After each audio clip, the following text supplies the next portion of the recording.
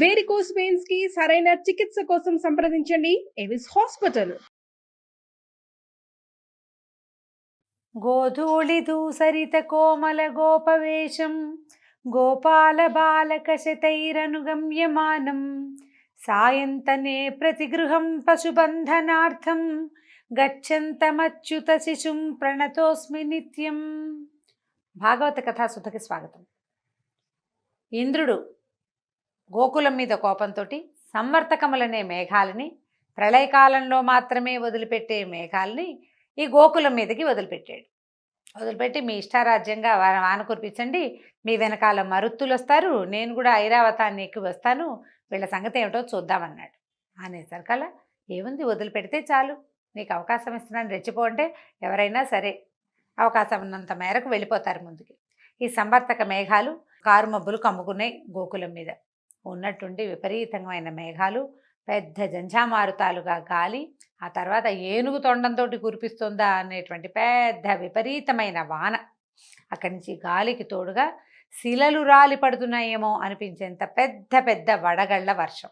వడగళ్ల వాన అంటే ఏదో ఉన్నట్టుండి ఎర్రటి ఎండ సడన్గా ఒక్కసారి వాన వచ్చి 1 గంట 2 గంటలు కురిసి ఆగిపోతుంది, తర్వాత ఇంకా పడ్డానికి ఏం ఉండదు. కాకపోతే వీళ్ళు ఎట్లా చేశారంటే ఇలా రోజుల తరబడి రాళ్ల వర్షం పడుతూ ఉండటమే. ఈ శిలల పైనుంచి చిన్న చిన్న వడగళ్ళు పడితేనే మొక్కమోడు సర్వనాశనం అయిపోతాయండి, పంటలు సర్వనాశనం అయిపోతాయి, అదురు వచ్చేస్తుంది జంతువుల్లో. గోవులు అవి పాలివ్వవు, దూడలను కూడా ఎగదన్నేస్తాయి, వాటికి కూడా పాలివ్వవు, అదురు వస్తుందన్నమాట. ఆ రాయి పడ్డప్పుడల్లా కొన్ని రాళ్ళు మీద పడుతుంటే ఆ చల్లదనాన్ని తట్టుకోలేకపోతాయి. విపరీతమైన గాలి, వాన, చలి, ఈ శిలావర్షం కురుస్తున్నటువంటి ఈ వడగళ్ళ వానతోటి గోకులంలో జనం అంతా బెంబేలెత్తిపోయారు. ఇంద్రాదులు అప్పుడు ఏమనుకున్నాడంటే, కృష్ణుడు గోకుల వాసులు ఏం చేశారు, అందరూ గోవులతో సహా కృష్ణుడిని శరణుజొచ్చారు.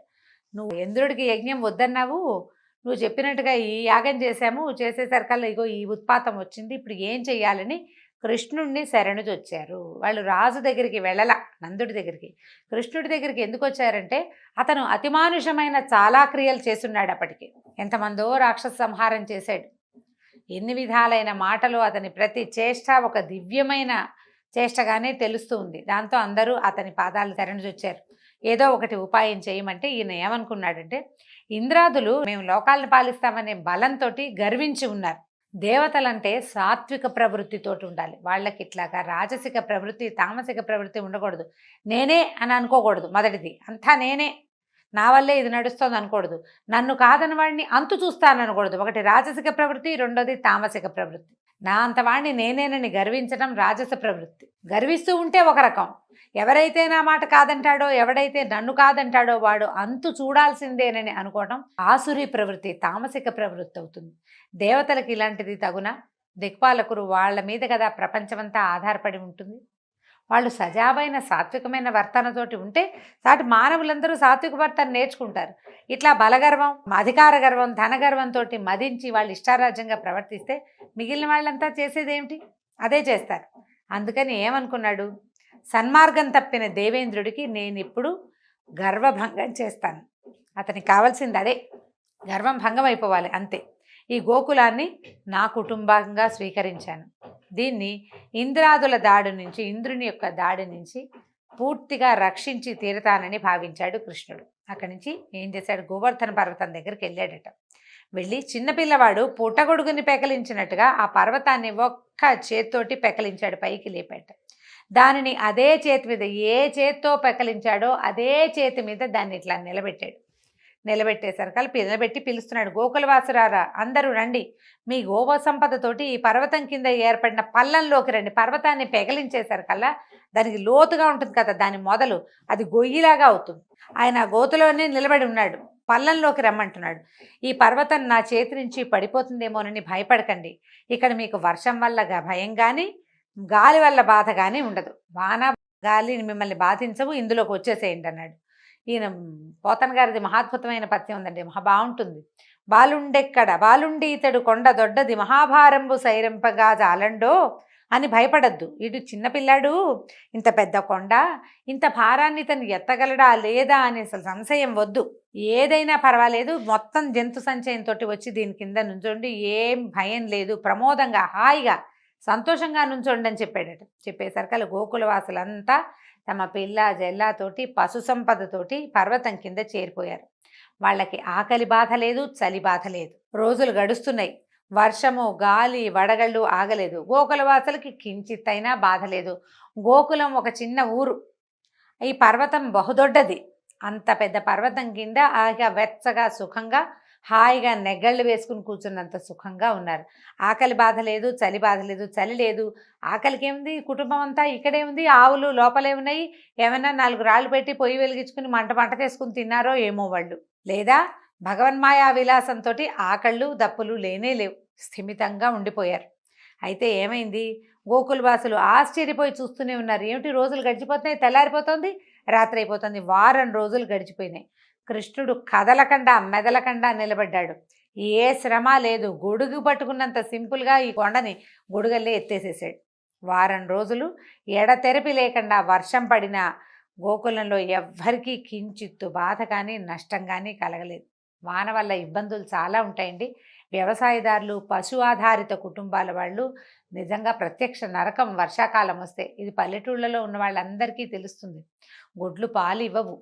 సాయంకాలం అయ్యేసరికి ఈగలు ముసిరిపోతాయి. చలి, వర్షం వల్ల పరమ చీదరగా ఉంటుంది. దొడ్లు అవన్నీ శుభ్రపడవు. తెరిపి ఉండదు. ఆవుల పాలు, గేదెల పాలు ఏవి పాలు ఇవ్వవు. విసుగు పుట్టిపోతుంది. తర్వాత వీళ్ళు వంట చేసుకోవడానికి ఏ రకమైన సాధనాలు దొరకవు. అన్నీ తడిసిపోయి ఉంటాయి. నిప్పు రాజుకోదు ఎప్పటికీ. ఆహారం వంట చేసుకోవటం కష్టం. చిన్న పొన్న ఇళ్ల వాళ్ళు మరీ అవస్థపడతారు. అసలు పశువుల మీదే ఆధారపడి ఉండే వాళ్ళకి ప్రత్యక్ష నరకమే తీవ్రమైన వర్షాకాలం. మిగిలిన కాలాలు ఒక రవ నయం. చలి రోజుల్లో కూడా కొంచెం మార్గశీర్షంలో కూడా ఒక రవ ఇబ్బందిగానే ఉంటుంది. వాన వస్తే మరీ ఇబ్బంది అనమాట. అయితే ఎంత వాన పడినా వీళ్ళకి ఏమీ అవ్వలేదు. అయితే ఇంద్రుడు తెలుసుకున్నాడు, తనని మించిన శక్తి ఏదో గోకులాన్ని రక్షిస్తోంది. అదేదో అర్థమైంది తనకి. తను కాదు, తన వల్ల కాదు, తనేమీ చేయలేడు వీళ్ళని. తనని మించిన ఒక శక్తి వీళ్ళకి రక్షణ వలయంగా ఉందని తాను ప్రదర్శించి విఫలమైన దర్పాన్ని తలుచుకుని సిగ్గుపడ్డాడు. ఆయన అహంకారం నశించిపోయింది. ఎక్కడో పొరపాటు చేశాను అనుకున్నాడు. వెంటనే ఏం చేశాడు, ఈ సంవర్తక మేఘాలని వెనక్కి పిలిచేశాడు. వారం రోజుల వాన తర్వాత మేఘాలను వెనక్కి పిలిపించి బంధించేశాడు. సహస్ర కిరణాలతో ఎప్పుడైతే సంవర్తక మేఘాలు వెనక్కి వెళ్ళిపోయినాయో సూర్యుడు వచ్చేసాడు. ఈ 1000 కిరణాలతోటి సూర్యుడు గోకులం నిండా సూర్యకాంతితో నింపేశాడు.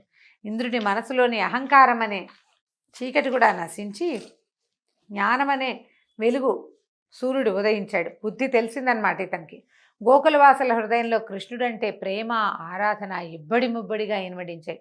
అసలు ఎంత గొప్పవాడు! ఏదో విశేషంగా ఏమిటో చేయటం కాదు, ఒక కొండని ఎత్తి వారం రోజుల పాటు అరిచేతి మీద ఆపి ఇన్ని వందల మంది ప్రాణాలు, ఇన్ని వేల జంతువులు, వేల పశువులు, వాటి ప్రాణాలని రక్షించి ఇంత అమోఘమైన క్రియ చేసిన కృష్ణుడి పట్ల మొత్తం గోపాలులు అందరికీ విపరీతమైన ఆపేక్ష ఏర్పడిందట. కృష్ణుడు ఏమన్నాడంటే, వాన తగ్గిపోయాక పర్వతాన్ని దింపేశాడు. వీళ్ళని ఏం చేశాడు, అందరినీ ఇంటికి వెళ్ళిపోండి, ఇళ్ళకి వెళ్ళిపోండి, గోకులానికి తిరిగి వెళ్ళమని పంపించేశాడు. అందరూ కృష్ణుడిని ఆయన చేసిన లీలలన్నింటినీ పాటలుగా పాడుకుంటూ వెళ్ళిపోయారు. ఈ నందనందనుడు ఏం చేశాడు, కృష్ణమూర్తి ఇక పర్వతాన్ని యథాప్రకారంగా నిలబెట్టాడు. ఎక్కడ ఉండాలో అక్కడ పెట్టాడు. అహంకారం నశించిన ఇంద్రుడికి కృష్ణుడు ఎవరో తెలిసొచ్చిందట. కృష్ణుడు ఒంటరిగా ఉండగా ఏం చేశాడంటే, తన శిరస్సు ఆయన పాదాల మీద ఉంచి సాష్టాంగ దండ నమస్కారం చేసి లేచి చేతులు జోడించాడు. వీళ్ళంతా ఎవరి దారిని వాళ్ళు వెళ్ళిపోయాక ఆయన వచ్చాడనమాట. ఇంద్రుడు వెనకాల ఐరావతంతో వచ్చి నమస్కారం చేశాడు. చేసి, ప్రభు, ఐశ్వర్య మదంతో నేను చాలా పెద్ద అపరాధం చేశాను. రక్షించవలసిన వారు ఉత్తములు, నిస్సహాయులు అయినటువంటి ఈ గోకులవాసుల పట్ల చాలా అపచారం చేశాను. గోకులవాసుల వల్లే భగవంతుడు భూలోకంలో సురక్షితంగా ఉన్నాడు. అది వాళ్ళ గొప్పతనం అని చెప్పడానికి వీల్లేదు, కానీ అదే కదా ఇక్కడ జరుగుతోంది. వాళ్ళే అతన్ని పసివాడినిగా కాచి కాపాడారు. వాళ్ళని మిగిలిన దేవతలంతా ఎంత గౌరవించాలి, ఎంత ఉద్ధరించాలి. అలాంటి వాళ్ళకి నేను ఇలాంటి పెద్ద అపచారం చేశాను. వాళ్ళు పైగా ఉత్తములు, నిస్సహాయులు, వాళ్ళకి ఇంకేమీ తెలియదు. ఆ పశుపాలన చేసుకోవడం, పిల్లల్ని చూసుకోవడం తప్పిస్తే ఏమీ తెలియదు. భగవత్ సహాయంగానే ఉన్నాడు. భగవంతుడే వాళ్ళకి సహాయకంగా ఉన్నాడు, కానీ లేకపోతే వాళ్ళకి ఇంకో సహాయం ఏముంది? రాజు సహాయాలు అవి వాళ్ళకి ఏం లేవు కదా. నీ మహిమను తెలుసుకోలేకపోయాను, దురహంకారంతో ప్రవర్తించాను, నన్ను మన్నించు. నా మనసు మరొక్కసారి ఇలాంటి అహంకారానికి లోను కాకుండా నన్ను రక్షించు. ఒకసారి వచ్చింది, బుద్ధి వస్తుందా? చాలామందికి, వ్యక్తులకి కూడా ఒక్కసారి పళ్ళు రాలితే బుద్ధి రాదు. ఎన్నిసార్లు మళ్ళీ అదే ప్రవృత్తికి లోనవుతుంటారు, అదే దుష్ప్రవర్తన చేస్తూ ఉంటారు. ఒకసారి ఇలా జరిగింది ఇంకోసారి చేయకుండా ఉందామని అనిపించదు. కొన్నాళ్ళు పోయాక ప్రజలు మర్చిపోతారు, వాళ్ళు మర్చిపోతారు, మళ్ళీ దిగుతారు చేయకూడని పనుల్లోకి. నన్ను ఇలా దురహంకారానికి గురి కాకుండా రక్షించమని ప్రార్థించాడు. సర్వలోకేశ్వరేశ్వరుడివి, సమస్త లోకాలను సృష్టించిన తండ్రివి, పరమాత్మవి అయిన నిన్ను శరణు వేడుతున్నానని పూర్తిగా శరణాగతిని పొందాడు ఇంద్రుడు. అప్పుడు కృష్ణుడు గంభీరంగా ఇట్లా సమాధానం చెప్పాట. దేవేంద్ర, అధికారము దానివల్ల ఐశ్వర్యము రాగానే సాధారణంగా ఆ అధికారంతోనే వచ్చే బాధ్యతలు మనసులో మరుగుపడిపోతాయి. ఈ ఒక అధికారం వల్ల ఏమొస్తుందండి? బాధ్యత వస్తుంది కదా. పవర్తో పాటు రెస్పాన్సిబిలిటీ అనేది ఒకటి ఉంటుంది. పవర్ వచ్చేసరికల్లా ఇది పక్కకి వెళ్ళిపోతుంది. ప్రతిదీ సాధించేయగలం ఈ పవర్ తోటి. అందుకని మనం పవర్ని, ఈ శక్తిని, ఈ అధికారాన్ని, ఈ బలాన్ని అన్ని చోట్ల ప్రయోగిస్తాం. కానీ ఈ అధికారం వల్ల, ఈ శక్తి వల్ల, ఈ బలం వల్ల మనం ఏ బాధ్యతలను నెరవేర్చడానికి ఈ స్థానంలోకి వచ్చామో అది మర్చిపోతాం. ఇది లోక సహజంగా మానవ సహజమైన ప్రవృత్తి అండి. చాలామంది పిల్లలు పెద్దవాళ్ళు అవుతారు, బాగా చదువుకుంటారు, చక్కగా పెద్ద పెద్ద ఉద్యోగాలు చేస్తారు. దేనివల్ల తమలు పుట్టామో, దేనివల్ల పెరిగామో, దేనివల్ల చదువుకున్నామో, దేనివల్ల ఇవాళ మనం పెద్ద స్థానంలో ఉన్నామో ఆ మొదలుని మర్చిపోతారు. దానికి ఇవ్వాల్సిన గౌరవం ఇవ్వరు. కొంతమంది మర్చిపోతారు, కొందరు మరొకపోయినా దానికి ఇవ్వాల్సిన సముచిత స్థానము, గౌరవము ఇవ్వరు. నువ్వు ఇవ్వనిది నీకు ఎక్కడా దొరకదు. నువ్వు ఏది ఇస్తావో అదే తీసుకోగలుగుతావు. నువ్వు గౌరవ మర్యాదలు ఇవ్వవలసింది నీ మొదలుకి, నువ్వు ఎక్కడి నుంచి వచ్చావో అక్కడికి. ఇంతకుముందు మనం విన్నాం, వృత్తిని కూడా గౌరవించాల్సిందే. ఏ వృత్తి నీకు అన్నం పెడుతుందో ఆ వృత్తినే ముందు పూజించాలని చెప్తున్నాడు భగవానుడు. అధికారం వచ్చేసరికల్లా, మనకు ధనం వచ్చేసరికల్లా బాధ్యతలు మర్చిపోతాం. దీనివల్ల మనం ఏం చేయొచ్చో ఆలోచిస్తాం, కానీ అసలు చేయవలసింది ఏమిటి అనేది వ్యక్తులకు అసలు జ్ఞాపకమే ఉండదు. అది గుర్తు చేసుకోమని చెప్తున్నాడు ఈయన. నీ విషయంలో కూడా అదే జరిగింది. నీ గర్వం తగ్గించాలనే ఇలా చేశాను. మీ లోకపాలుడు అందరూ కూడా, అంటే ఈయనతో పాటు ఇంకా లోకపాలకులు ఉన్నారు కదా, అష్టదిక్పాలకులు, వాళ్ళంతా ఈ దురహంకారం విడిచి మీ బాధ్యతల్ని సక్రమంగా నెరవేర్చండి అని చెప్పాడు. స్వర్గం నుంచి ఇంద్రుడు బయలుదేరే సమయానికే గోలోకం నుంచి కామధేనువు కూడా బయలుదేరిందట. కామధేనువు కూడా వచ్చింది ఆయనతో పాటు. ఇప్పుడు ప్రభువు నిన్ను ఇంద్రుడిగా అభిషేకించమని బ్రహ్మ నన్ను పంపాడు, నీకు అభిషేకం చేయడానికి నాకు అనుమతినివ్వమని అడిగిందట కామధేను. కృష్ణుడు ఒప్పుకున్నాడు. ఆ కామధేను ఏం చేసిందట, తన క్షీరంతో, కామధేను పాలతోటి కృష్ణుడికి అభిషేకం చేసింది. అదే సమయంలో ఐరావతం తన తొండంతో నింపుకొచ్చినటువంటి ఆకాశగంగా జలాన్ని పైన చిమ్మి కృష్ణుడిపైకి జల్లుగా పడేలాగా అభిషేకం చేసింది. నారదాది ఋషులందరూ అక్కడికి చేరారట. ఇది ఒక లోకోత్తరమైన కార్యం కదండి. గోవర్ధనోద్ధరణం అంటే వ్యక్తులని రక్షించడానికి భగవంతుడు తనంతట తను పూనుకోవటం. శరణాగతిని పొందిన వాడిని రక్షించడానికి భగవంతుడు బాలుడి రూపంలో ఉన్నా కూడా ఆయన చెయ్యని క్రియ లేదు. మనకి ప్రార్థించటం రావాలంతే. ఆ ప్రార్థన త్రికరణ శుద్ధిగా ఉండాలి. భాగవతంలో ఎన్నో కథలు ఇలాంటివి కనిపిస్తాయండి. నిష్కామంగా త్రికరణ శుద్ధితోటి భగవంతుడిని పూజించిన వాళ్ళు, ధ్యానించిన వాళ్ళకి భగవంతుడు అట్లా ప్రత్యక్షమైపోతాడు. మనం గజేంద్ర మోక్షం కథలో అదే చూస్తాం, ప్రహ్లాద చరిత్రలో అదే చూస్తాం, ధ్రువోపాఖ్యానంలో అదే చూస్తాం. ఎన్ని కథలలోనో ఇదే విషయం కనపడుతూ ఉంటుంది. మనం ఎంత తెలుసుకున్నా విష్ణుమాయ వల్లనండి, మాయ వల్లనండి, ఎంతసేపు భగవంతుడు ఒకడు ఉన్నాడని, అతనే మన తలపైన గొడుగని మర్చిపోతారు జీవులు. ఎప్పుడో గుర్తొస్తుంది, అప్పుడు కొంచెం తీసుకుంటాం, మాయను తొలగించుకుని కొంచెం ప్రయత్నం చేస్తాం, మళ్ళీ మాయమన్నీ ఆవరిస్తుంది. మనని ఆవరించిన మాయని తొలగించుకోవటమే తక్షణ కర్తవ్యంగా మానవులు చేయాలని చాలా చోట్ల చెప్పబడుతుంది. అక్కడి నుంచి వీళ్ళు ఏం చేశారు, యాదవ శ్రేష్ఠుడైన కృష్ణుణ్ణి దేవేంద్రుడు గోవిందుడు అనే పేరుతోటి సత్కరించాడు. గోవులని కాపాడాడు, గోపాలుని కాపాడాడు. కాబట్టి గోవింద నామధేయంతో ఈ ఇంద్రుడు కృష్ణ పరమాత్మకి అభిషేకం చేసి దేవతలందరూ, ఇంకెవరెవరు నారదాది ఋషులందరూ గోవింద గోవింద అని కృష్ణుణ్ణి వేణోళ్ళ పొగిడారట. ఇప్పుడు ఈ గోవింద నామధేయం ఏంటంటే గాం విందతీతి గోవింద అని. ఈ మన తెలుసుకుంటాం, మనల్ని రక్షిస్తాడు. ఇప్పుడు పశువుని రక్షిస్తాడు అంటే, పశువు అంటే మనం కూడా పశువులమేనండి. ప్రతి జీవి పశువే. జీవులని రక్షించేవాడు గోవిందుడు. అందుకని పదే పదే గోవింద నామధేయంతో మనం పిలవాలంటారు. కలిలో మనం పూజించే వెంకటనాయకుడిని గోవింద నామధేయంతో ఎందుకు పిలుస్తారంటే, ప్రతి జీవిని రక్షించటమే నీ కర్తవ్యం, ప్రతి జీవిని రక్షించటమే నీ లక్షణం, ప్రతి జీవిని రక్షించటమే నీ శక్తి నాయన. అందులో మమ్మల్ని కూడా చేర్చుకో. ఇప్పటిదాకా ఎన్నో తప్పులు చేసి ఉంటాం, ఎన్ని పొరపాట్లో చేసాం, ఎంతో కర్మని అనుభవించాం.